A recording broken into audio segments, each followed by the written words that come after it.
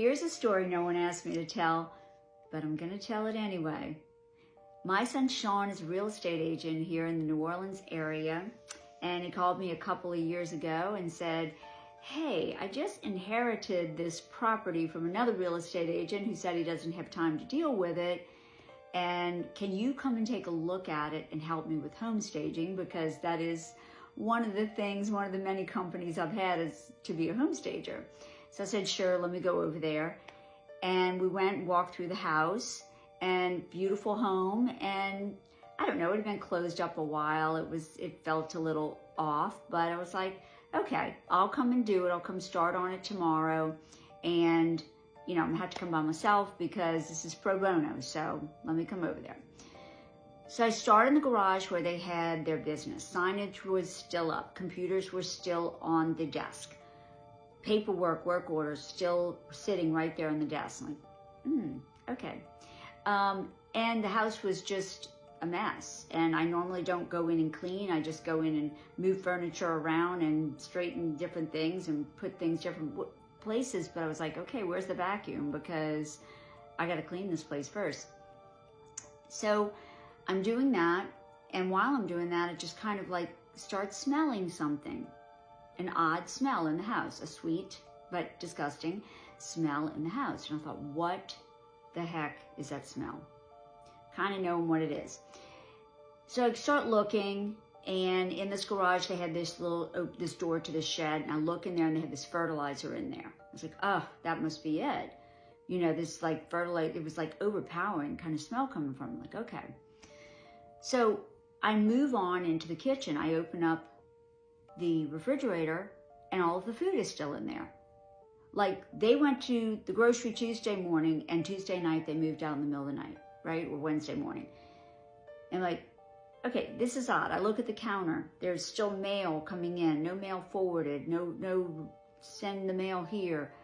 I called my son. I said, let me tell you something. Something's going on with this whole thing. Who are these people you're dealing with? He says, well, I don't know. I kind of inherited this client. They moved out about a week ago, and, you know, they moved to Florida.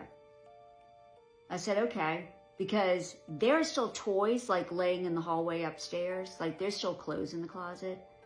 So there really is only a few reasons why somebody would like leave in the middle of the night.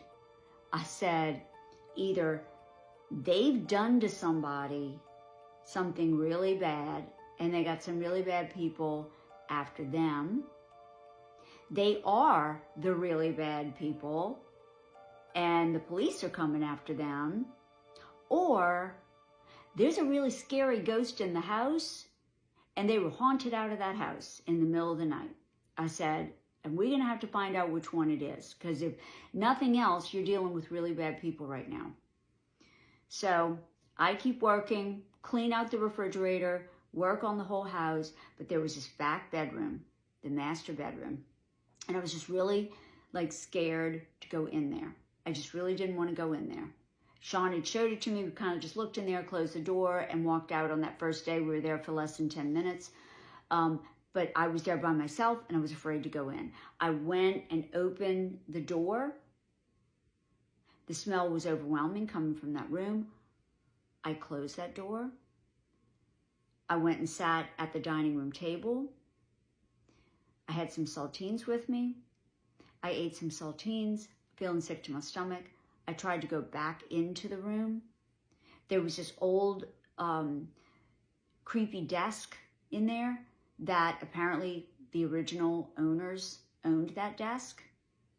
And it was from, I believe they said it was from Mexico, but remember, there was dark, dark wood. It was very heavy. It was very big.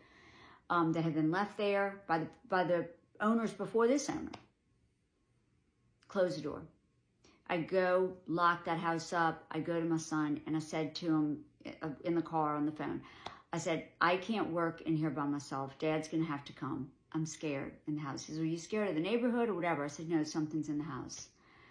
He's like, all right, Mom, okay. Next day, my husband comes with me. I'm like, please don't leave me alone in this room. We work on the room together. Like praying rosaries the whole time I'm in there. We, do everything we need to do. and everything's finished and we leave. My son does an open house about a week later. And while he's doing the open house, one of the neighbors comes over and she says, hey, can I go take a look? And he's like, yeah, do you want to like buy it for a daughter or, you know, something you're looking for a friend? And she goes, no, I just want to check out that bedroom. And he's, why? My mom said something's going on. What's going on with the bedroom? And she's, oh, you didn't know?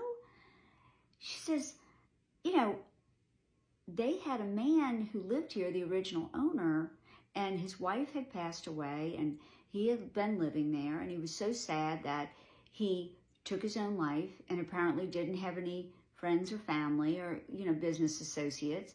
He laid there for 2 weeks, and the neighbors started hearing things coming out of the house. Chains and moans and lights going on and off. And finally they were like, hey, call the police. We need to do a wellness check on this house. And they, sure enough, find the man. They remove the body, but all of that continued. All of the chains and the moaning and the lights going on and off and everything else. So they sell the house to the people that Sean was now working on without telling them any of this information. And just within a few months of settling into that house, they pack up and move in the middle of the night.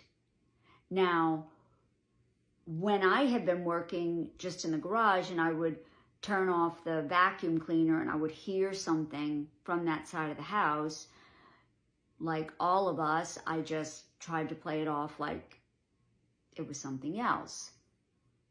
But apparently what I was hearing was what the neighbors were hearing and what these poor people had just experienced and moved. No forwarding address. So we couldn't leave it like that.